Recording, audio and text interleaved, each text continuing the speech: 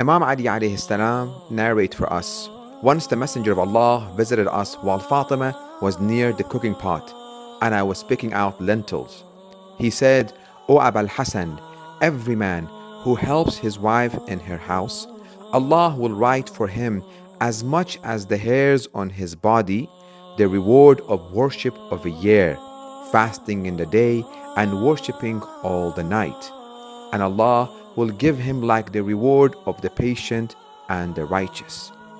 And while he's helping and not complaining within his house, that 1 hour is better for him than 1,000 years of worshiping Allah subhanahu wa ta'ala, 1,000 Hajj, 1,000 Umrah, and freeing 1,000 slave for the sake of Allah subhanahu wa ta'ala.